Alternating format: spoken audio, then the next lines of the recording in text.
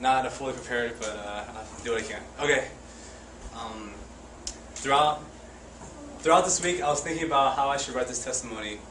Was I going to make this good, bad, funny, serious, or even dramatic?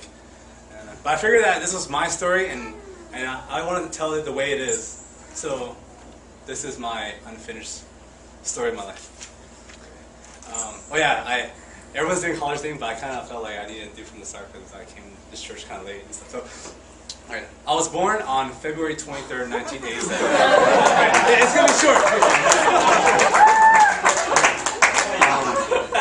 I was born on February 23rd, 1987, from parents who eloped to America in search for the American dream. I was conceived by a special request from my older brother, who felt like this world needed someone awesome. So I was a gift, right? I was a gift. From early as I can remember, I have been trying to live my life with this in mind. Stories from beyond recallable memory retell tales of bewildered aunts pinching, poking, in attempts to get me to cry or even make a noise. Aside from my, I was very I was a baby that was very, I won't say emotionless, but I was very, I don't know, I didn't make a lot of noise, I didn't complain a lot, right? So aside from like my monstrous appetite, I was the ideal baby to babysit. And I grew up with very little of my own. There was little room for ungrateful complaining. Every toy my brother was done playing with or any clothes he grew out of, I happily accepted as new. I thought that this was the way the world worked. I asked myself, how can I give back to my family? And I remember when I was at Toys R Us for one of my birthdays, I was allowed to pick one toy of my choice, and guess what I picked? I picked some creepy crawler oven making kit. And with a brilliant stroke of ingenuity, I started a business at my elementary school selling creepy crawlers. It's crazy. Within a week, I made double the amount of the cost of the whole set. I was just bringing coins home and stuff like that. Anyways, I was so happy that I was able to give back to my parents in some form, And however, I didn't stop there. The kids at school started playing stuff like Pogs, and they played for keeps and stuff, and I quickly became an infamous hustler. This is probably the first time I became super confident and even prideful.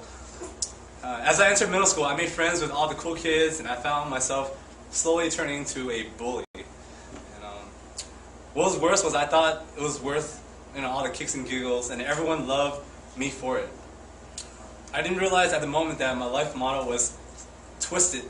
It was, I thought I was a gift of laughter to only those I care about. I became a people pleaser. When I graduated in high school, I studied to please my parents. When I got into UCLA, pleasing people meant, like going out at 3 in the morning when my friends called me and said, hey, you want to play Smash Brothers? And I'm like, okay. And then even though I had a midterm the next day,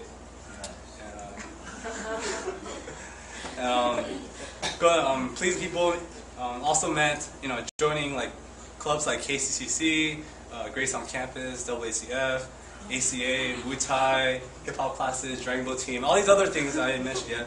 But even though I was doing all these things, that was a front I was putting out in public. But deep down, I was failing my classes, and my life was, not organized, and it was just not happy.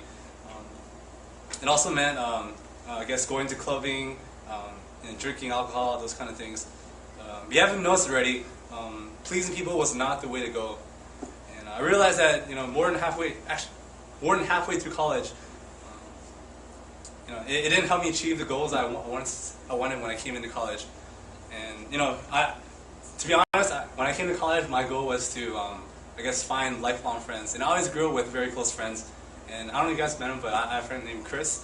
And we grew up together, and we were just like the best buddies. And we shared everything, and I feel like life's awesome when you can depend on someone like that.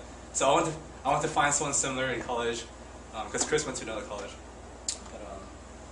But through all this, I felt like I was spreading myself thin, and my relationships were very superficial. In a sense, I was kind of giving away myself too much, because I was that gift, remember? You know, I was giving away too much, and I was not getting much back. But I realized that, you know, I didn't realize what I wanted, but I didn't realize that what I needed was an intimate relationship that lasted forever, that I could depend on. And that really came when my third year, I joined, I was part of KC, but I joined a Christian house thing called SRB with Paul and Peter, and we, you know, that's when I really saw, like, you know, people's lives behind, you know, the public's eye, that, you know, how they lived their life, and they read their Bibles, and, you know, they and Why are you laughing?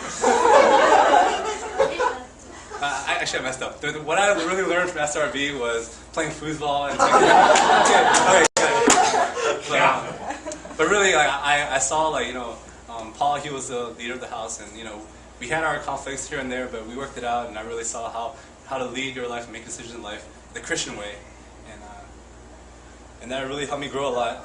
And that kind of transitioned me in that time period when I joined this church, and I wanted more. You know, I wanted to serve now. I felt like this church has taught me so much about love.